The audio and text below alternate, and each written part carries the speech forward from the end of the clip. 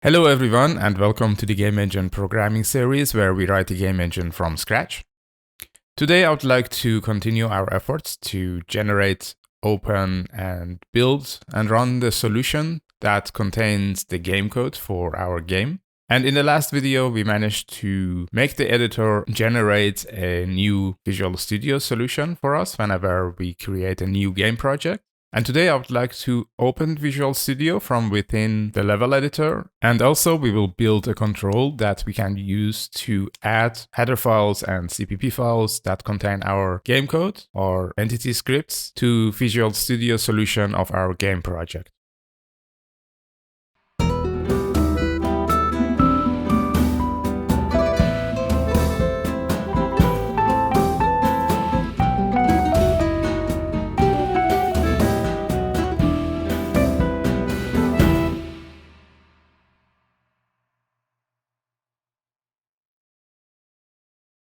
Okay, let's close all of these files.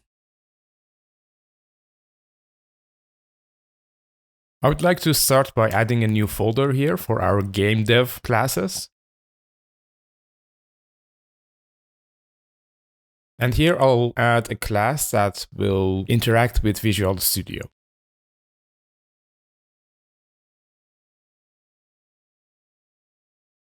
I'll make this class a static class. And here I'll add a method that we can use to open an instance of Visual Studio.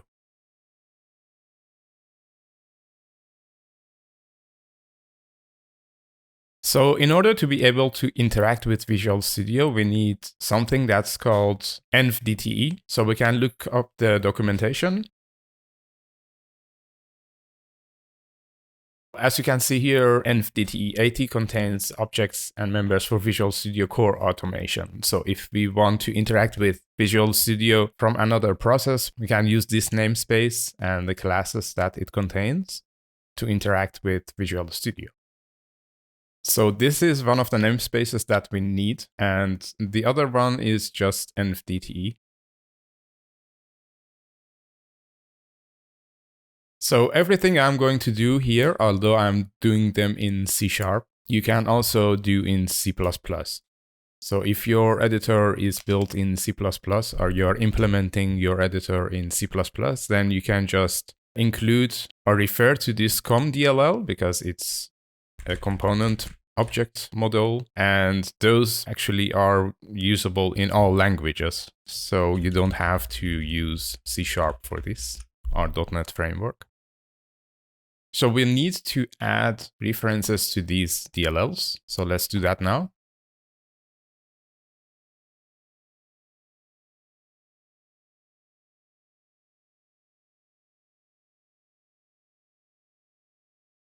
Here I clicked add com reference, and then we can look up the DLLs that contain these.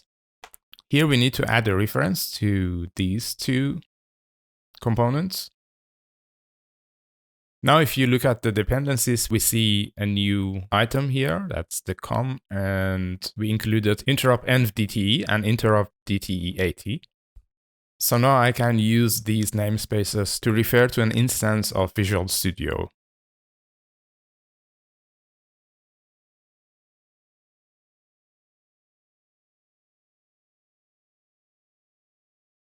So when we try to open Visual Studio, either Visual Studio is already open because we opened it in the level editor previously, or it's not open and we have to create an instance of it. So here I check if Visual Studio is already open.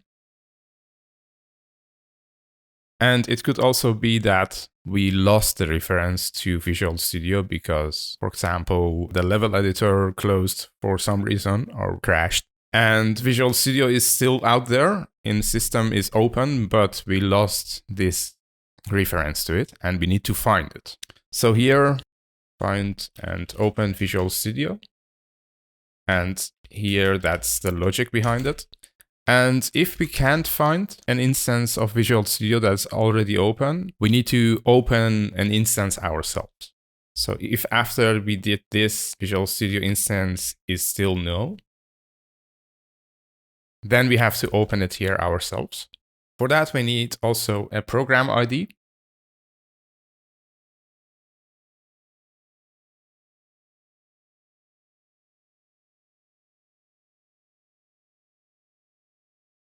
In Primal Engine, we are supporting Visual Studio 2019, so the internal version of that is 16.0. You could also, if you want to support other versions, you can get away with just this. And then here you have to figure out what version you want to use with your editor. But because we are using Visual Studio 2019, I'll just leave it like that. And when we want to start Visual Studio from hard drive, here I can do the following.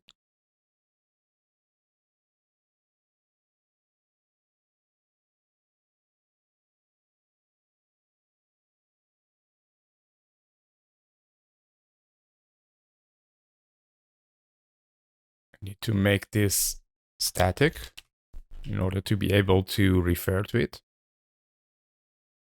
So this will give me the type of the thing that I want to create, which is Visual Studio. And then I can use activator create instance to create an instance of this type.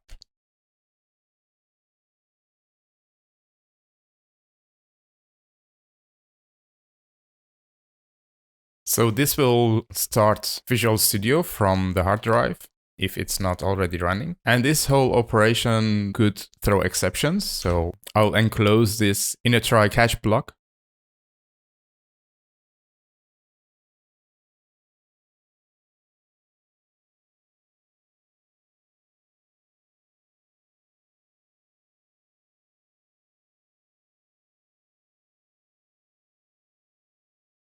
So as you can see here, create instance can throw all these exceptions. And when something goes wrong and it throws an exception, we will catch it here and notify the user that we weren't able to open Visual Studio.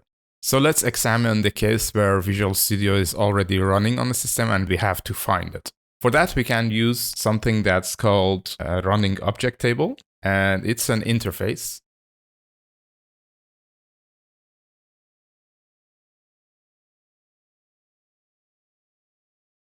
So in order to access a table or a list of all running objects on this system, on a workstation, we can use this interface.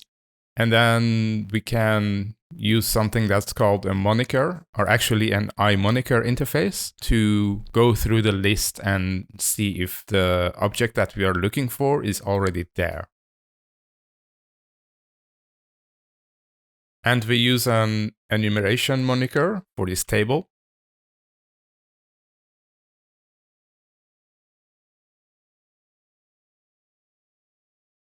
Okay, first let's get the running object table. There is this function that we can use, get running object table. And we can look this up as well. This is a native method from Windows API, and it gives back an edge result, and it's contained in OLE32DLL. So we need to import this function from OLE32DLL.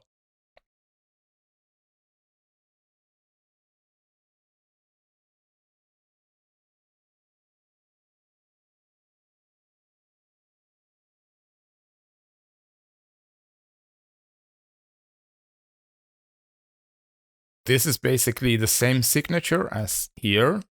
You see there is a D word. It's a 4-byte long unsigned integer. And we have a pointer to this interface. That's the same as iRunning object table. So this way we can get the running object table. And as you can see here, we don't have this hResult type, but we know that this function will give an error that's less than 0 if it failed and 0 if it succeeded. So I can remember its returning value here. And it will get us this running object table that we have here. And if this result is less than 0, we have to throw an exception because obviously it failed.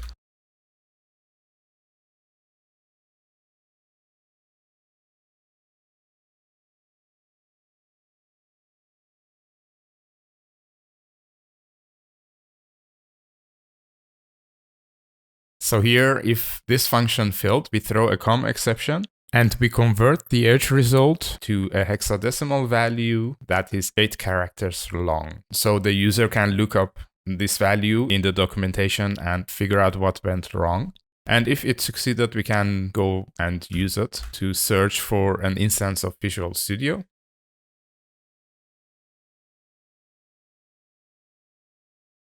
So this will give us a table that we can use for enumeration, and we have to reset it first. So it will start at the first item in the moniker table when we go through the list. And because we want to pick one moniker at a time, we have to have something that's called a binding context. And it has also an interface here.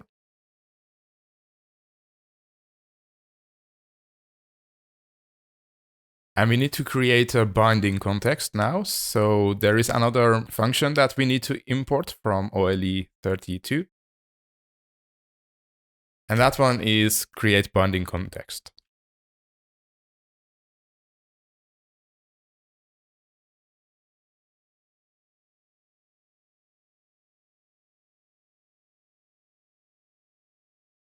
If we would look this up in the documentation, you can see the signature of it.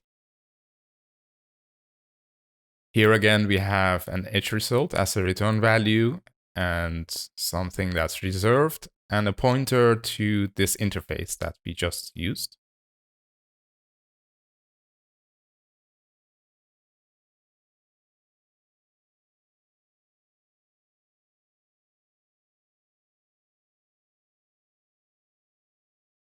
So again, if this function fails to return a binding context or a bind context, we will throw a com exception with this message, and otherwise we can use it.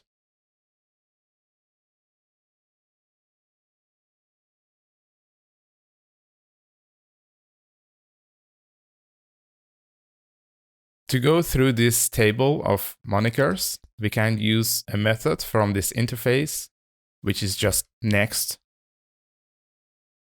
And as you can see here, this method expects an array of type iMoniker, which it will use to put the next item in the moniker table in. That's why I created this current moniker array here with just one item. So here I can have a while loop and go through all the monikers that we have here in the moniker table.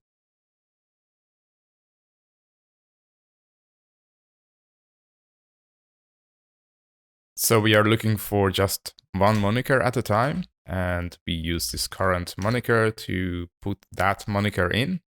And this should be just a null pointer. Therefore, we can use an int pointer of type 0. And I'll have a variable that indicates whether we succeeded opening an instance, so we can break this loop. Well, we haven't opened an instance of Visual Studio and we can get the next moniker, we continue. And of course, this returns a value that indicates if it succeeded or failed. So if we are at the end of the table, then it will return as false to indicate that we are at the end of the table. So we need to compare this to 0. And then we can use a method from current moniker to get the display name of that process that we got.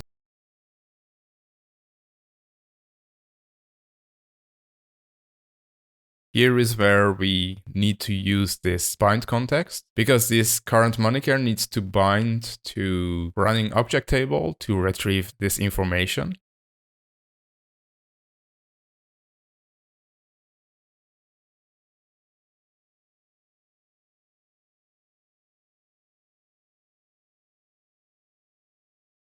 So if this name contains the proc ID that we have, then we have found a Visual Studio instance. So now we need to figure out if the Visual Studio instance that we have found here is used to open the game solution that we have. Because obviously there could be more instances of Visual Studio open, but we need the one that has our game solution opened. So here I'll ask the running object table to get me that object using this moniker that we got here.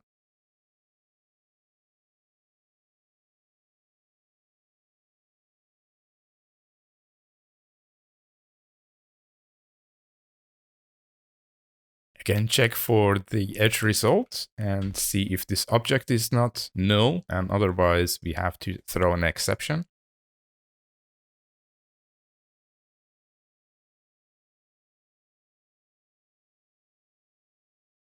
So if we are still in the game, then we can convert this object to an instance of Visual Studio by casting.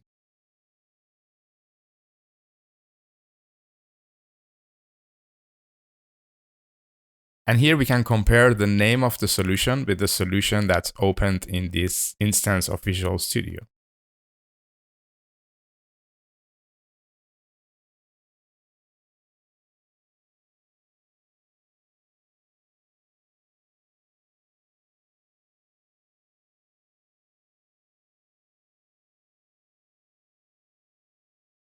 So if the solution that's opened by this instance that we got here is the same as our solution path, which is basically the same as the full name of the solution, then we know that we got the instance that we want, and we set it to VS instance, so we can refer to it later. And this is open is set to true, so we break this while.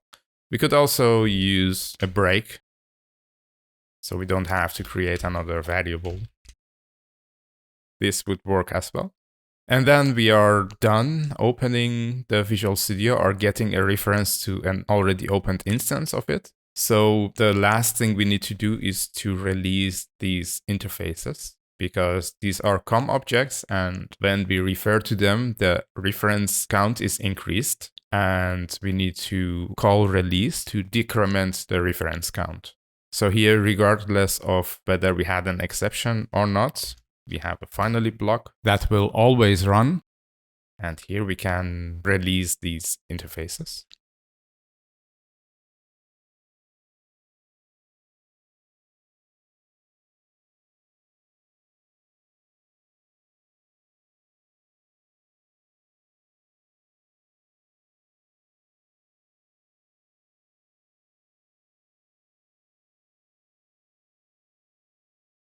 Now that we are able to open Visual Studio, we also need to be able to close it.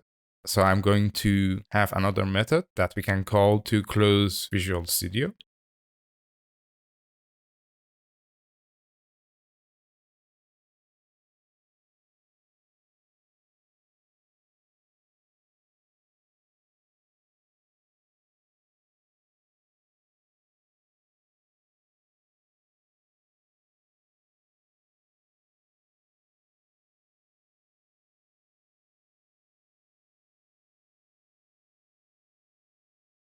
Okay, here I'm checking if this instance of Visual Studio has a solution opened. And if so, I can call this execute command with file save all to save everything that we might have been doing, and call solution close with, again, this parameter, which tells the close function to save everything. So I'm calling this explicitly, so if something goes wrong with this call, then we already have our work saved as well.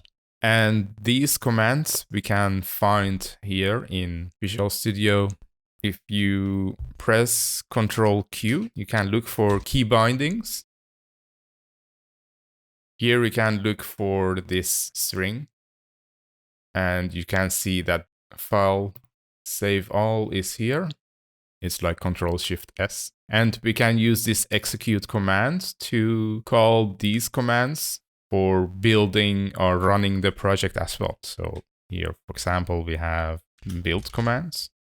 So we can build the whole solution or cancel the build or anything. So we will be using these later on to actually build and run our game code from within the level editor as well. Okay, great. Now, if we go back to our game project, we have our editor so far that it can generate the solution and a project for us. But now we need something that will generate these entity script files for us. So we need to be able to give it a script name, and it would then generate these two files for us and place it in the project. To do that, I am going to create a new control in gamedev directory. I'm going to create a new window.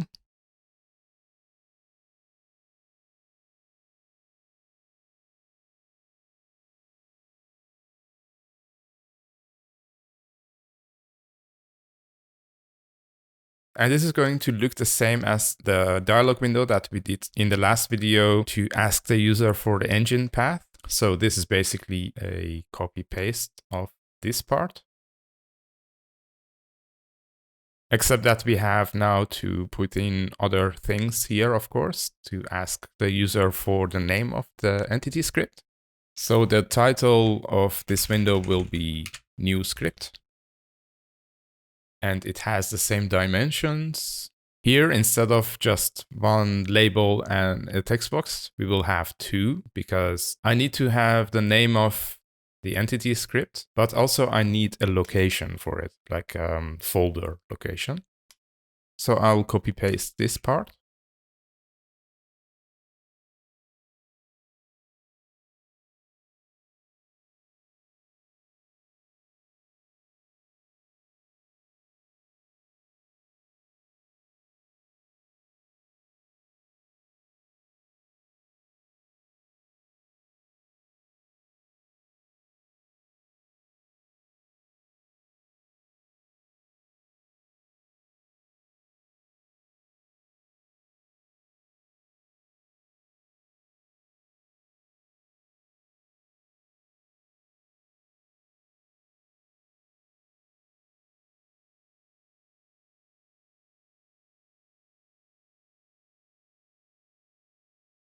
Okay, as you can see here now, we have a field that we can fill in with our script name, and we can give the script a location.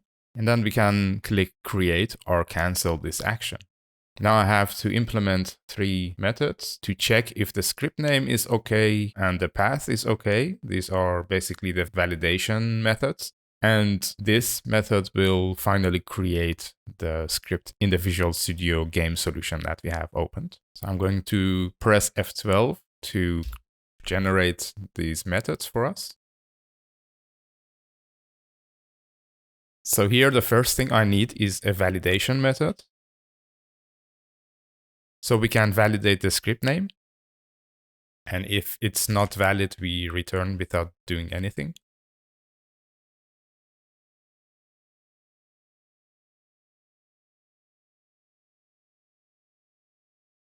So in this method, we just validate both the name and the path. So we don't need multiple methods to do this validation. Therefore, I'll get the name and a path here in a local variable.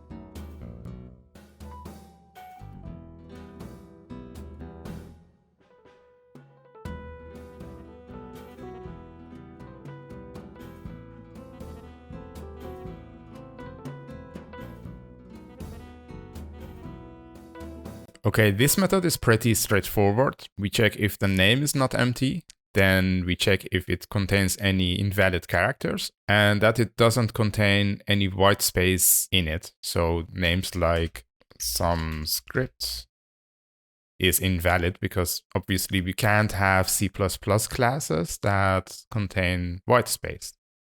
And we do the same for the path. It shouldn't be empty or null, and it shouldn't contain invalid path characters. Then we check that the location that the user is giving us is within this folder. All the game code and scripts should be in a subfolder of this folder, or at least in this folder. And after all of these, we check if these files don't already exist in that location. And if we pass all of these checks, then, well, obviously then we have a valid script name and a location. So if we have an invalid name or location, we find the red brush from our resource dictionary and set the foreground color of the message text block that we are using in this window to red, so it indicates an error. And otherwise, we just set it to the font color, the normal font brush, which is light gray. And then we set the error message. So if there is no error, this message text block will be empty, and otherwise it will contain the error message. And finally, we return this value of is valid. So here, whenever the name of the script is changed, then we also display a message to let the user know that certain files will be added to the game project.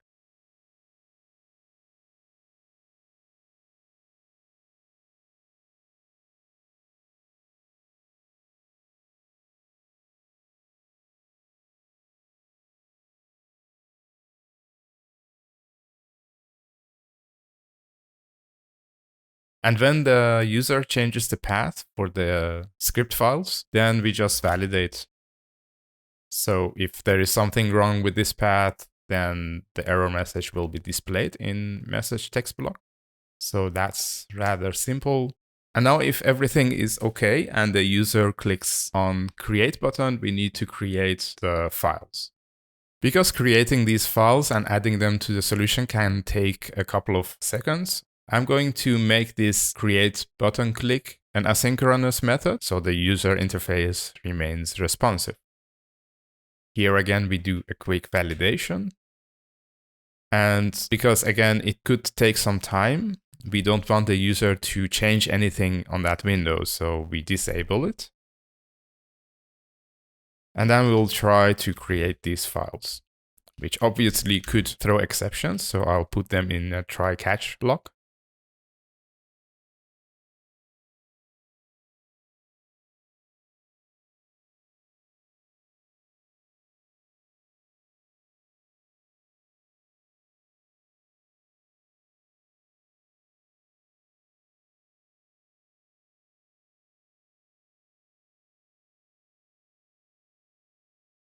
Here I'll create a new task on the thread that will run a method to create these files and add them to the solution.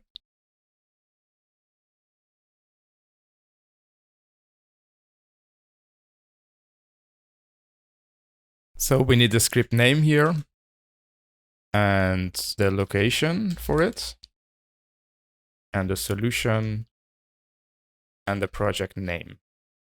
Of course, we don't have this method yet, so we need to implement it first.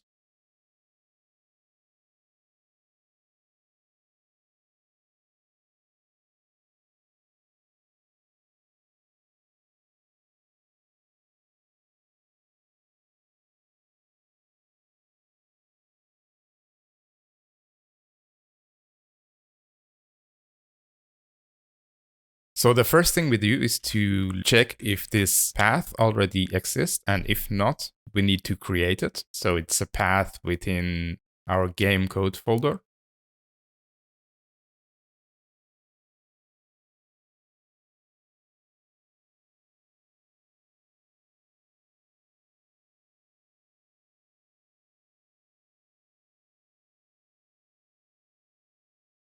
And then I'm going to get a full path to both our CPP file and the header file.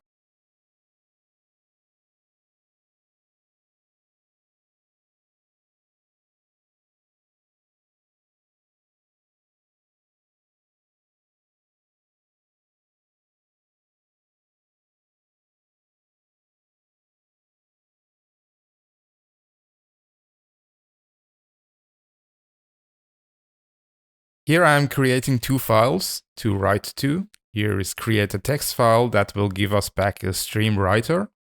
I'm also creating one for the header. And the content of this file is, of course, the content of our entity script class. So if we look at the game project again, here the content of these header and CPP files should be this. So I can just copy these files to some local string variable in that class and use this as a template for our entity script.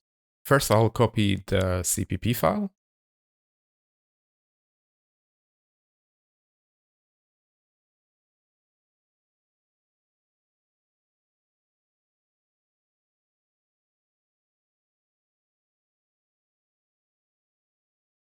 So since we need to be able to change the script name, we can have formatting parameters here. And our namespace is the second parameter that we can set. So remember, we had two member functions in the entity script class, begin, play, and update.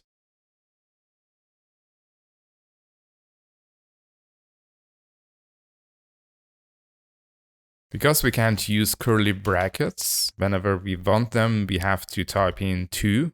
So the formatter knows that this is part of the text and not part of these formatting parameters.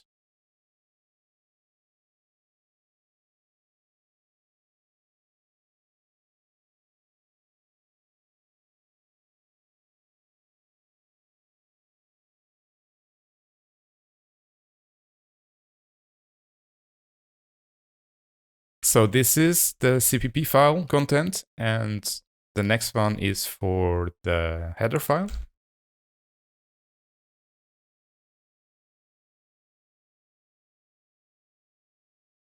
So again, I'll copy paste from this, what we already have.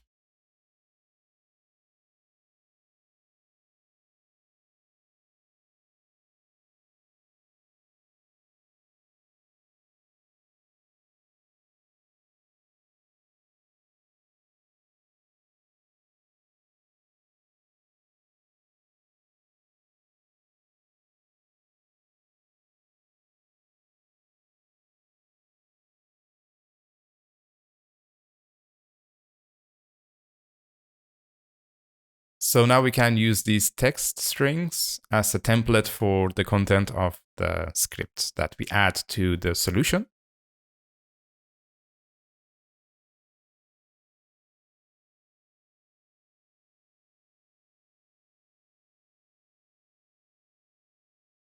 So the thing is that here we need a namespace as a second parameter, something like this. But the name of the game could contain white space, like spaces or tabs. So I would like to construct a namespace that replaces white spaces with underscore. So I'm going to write a method for that to get that namespace from project name.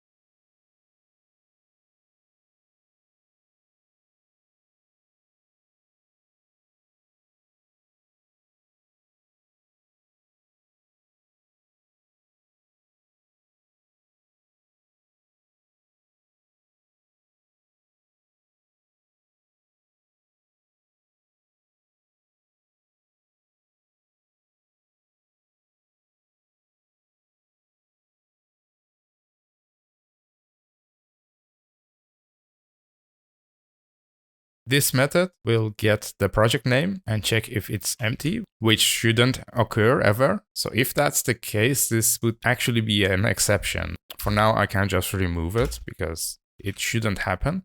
And then it just replaces all the spaces in project name with underscore, and that's all we have to do.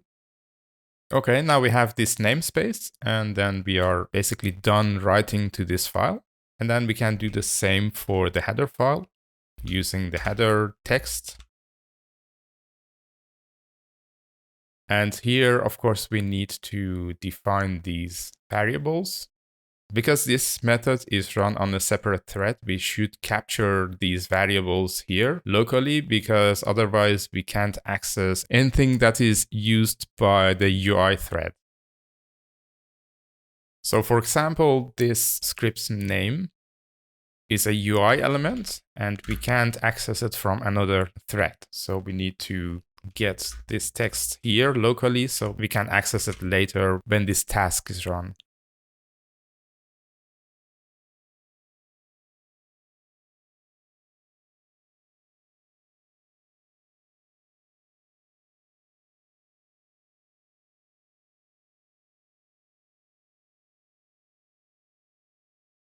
Right now, our project class doesn't have the name of the solution.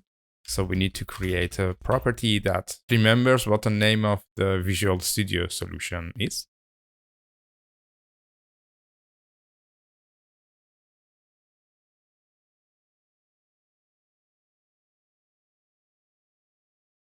And of course, we should set this solution whenever we create a new project.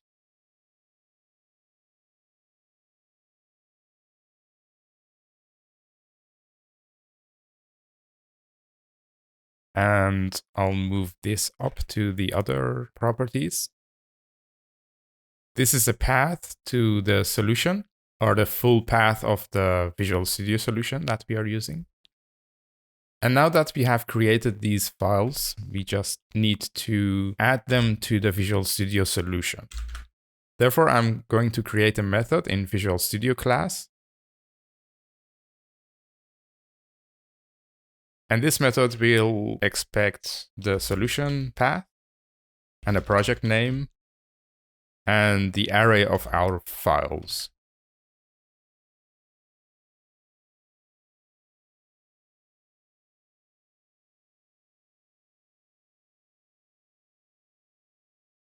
And because this is something that can fail, for example, if Visual Studio is still busy starting up, or for whatever the reason it would fail, then this method would return false, and then we should try again.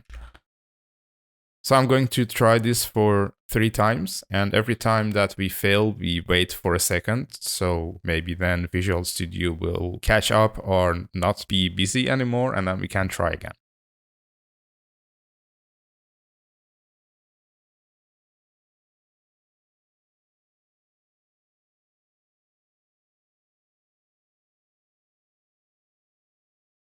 So every time this method fails, we sleep this thread for 1 second and then try again. And after 3 times, then we just give up. So if this method succeeds, then we break, or we just try 3 times and then we give up. So let's implement this method now.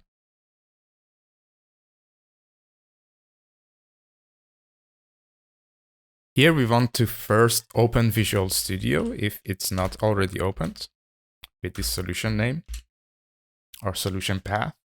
And then we will try and add these files to the solution.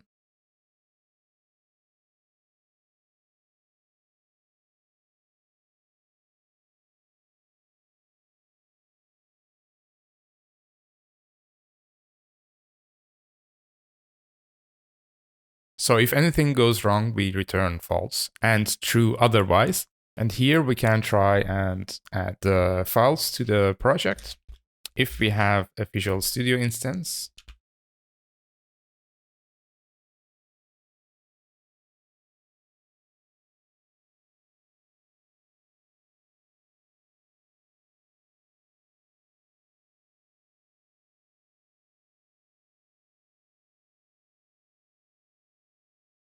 here, if the solution is not already open in this Visual Studio instance, then we can open it by calling open method. And otherwise, before adding any files to this solution, we will save it to prevent losing work if anything goes wrong here and Visual Studio crashes.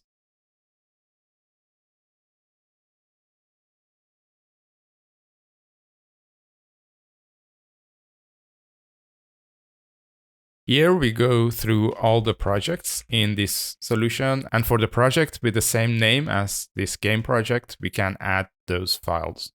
Normally we just have one project in the solution, of course, but the user or the game programmer, of course, is free to add other projects to the solution. So we want the one that has the same name as our game project.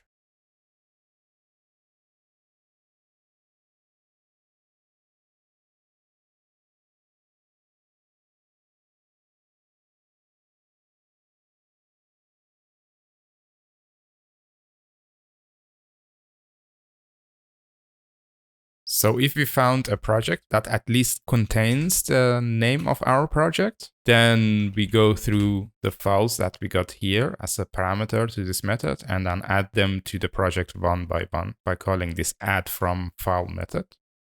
And also something that would be nice is to actually go and open that file.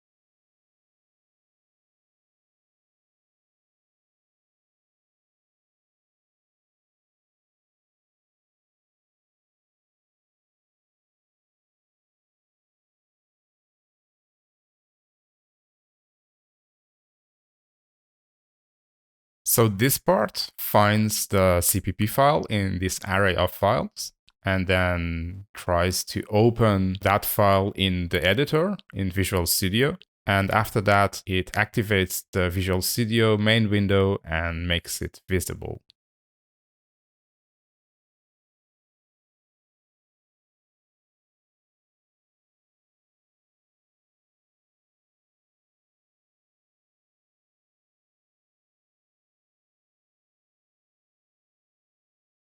So after we have done everything and we are closing the editor, we are unloading the project, then we should also close Visual Studio if it's open. So here in unload,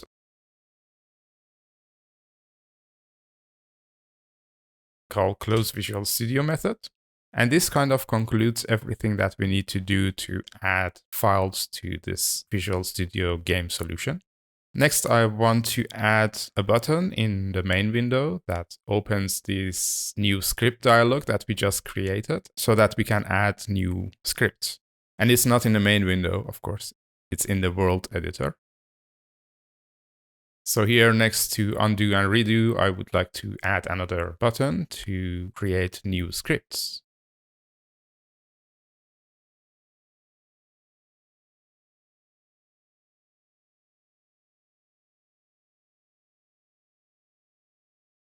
Okay, let's implement this click event handler.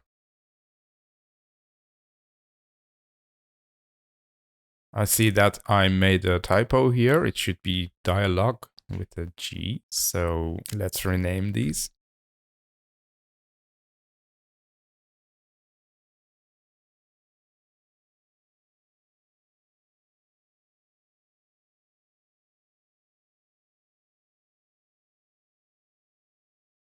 So here we don't have to check the result of this dialog window. We just use it to add those files. So I think I even can just create this new one and show dialog in the same line. It's rather easy.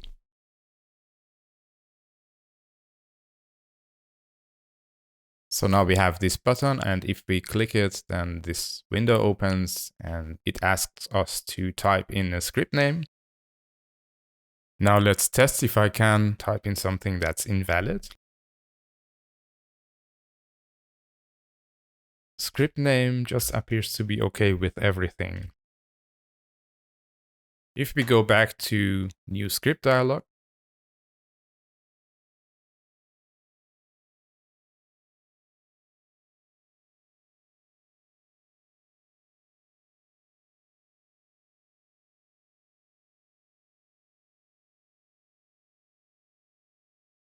Okay, I think this also should be an else if.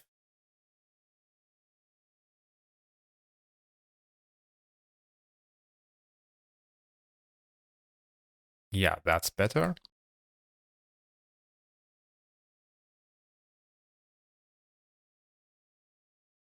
So Oompa Loompa and Oompa Loompa CPP will be added to Awesome Game 2. All right. One last thing I would like to do just for fun is to have a busy animation in new script dialog. So because it would take a couple of seconds to start up the Visual Studio and generate those files and add them, we would like to have a busy animation to indicate that we didn't crash or anything. We just are busy doing work. So first, I would like to add a style for the grid that makes this content a bit transparent when we are disabling the control. Remember, we did this on create button click that we disable this control or this window, basically. So whenever this happens, I would like to make this part transparent.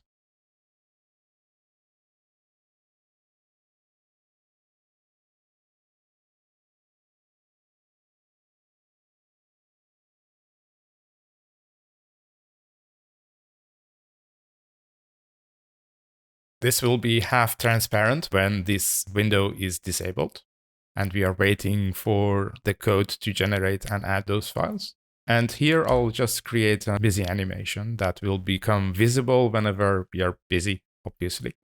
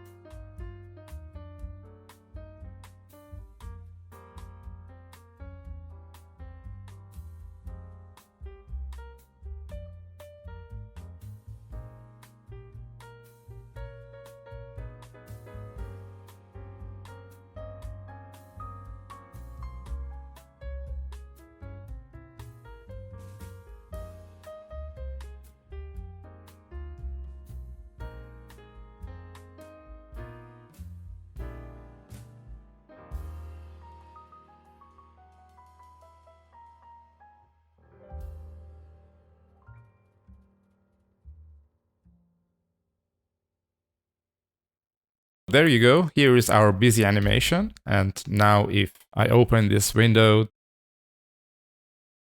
and click on the new script button, you can see that something goes horribly wrong. That's because we probably made a typo here.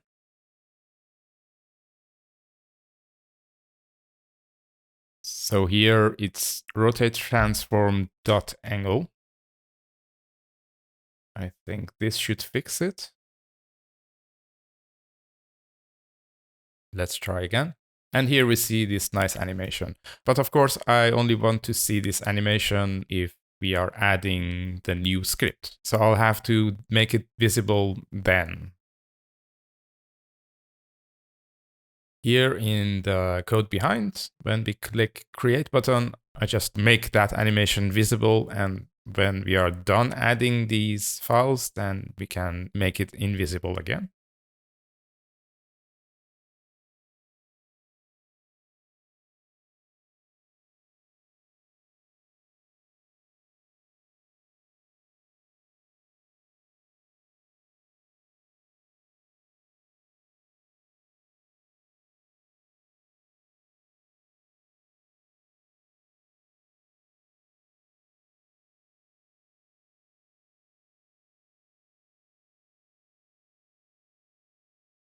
This part will make the busy animation visible. It's a fade-in animation. And when we are done with adding these files, I want to make the busy animation invisible again. So I'll have a fade-out animation.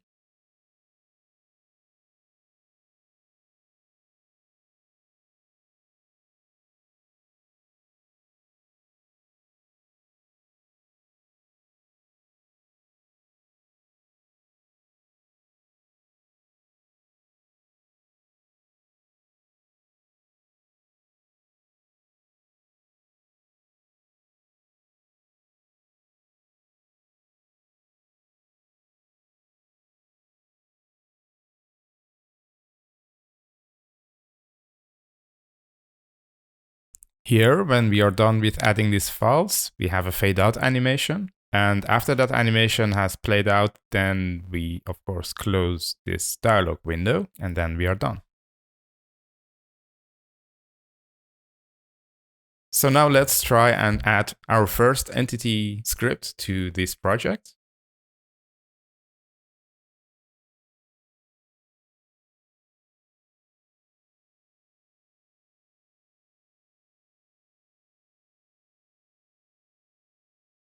It appears that it has filled, so we can look in the log and see what happened.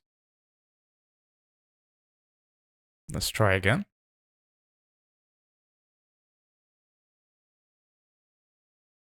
Okay, it says file not found. So let's check our game code location and see whether if we managed to create those files. Here we have an error with the location where these files are created. So when we tell Visual Studio to add those files that would have been in this location, of course, it can't find them. Let's see why it's putting these here.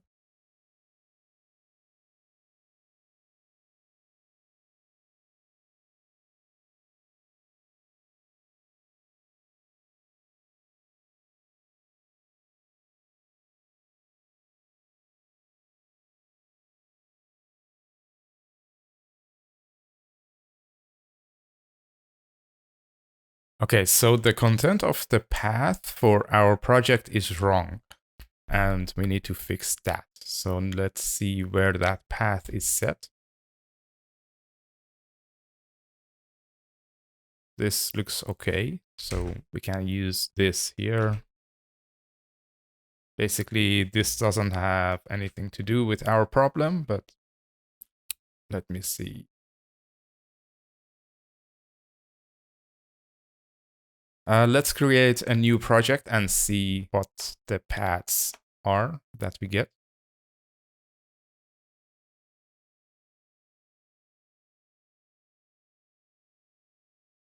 Here's the project path, but we shouldn't be using this one.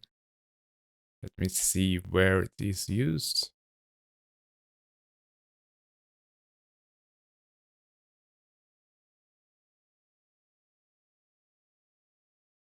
Okay, yes, this is a mistake, of course. We shouldn't be using this one, but we should use the one that we are creating here. So this should be path.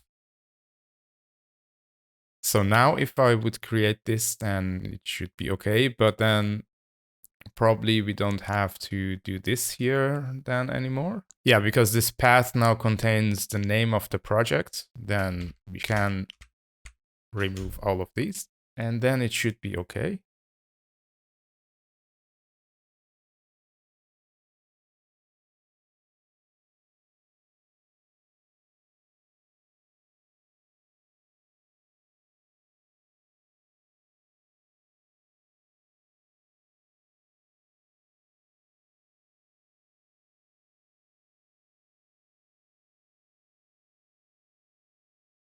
Okay, let's see what happens now.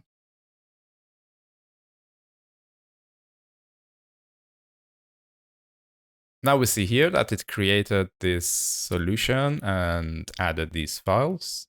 It doesn't recognize this method for some reason. Let's see. Oh, I made a mistake here. Go back and change the template for that. But otherwise, I think it works just fine. Let's close this. And here is a typo.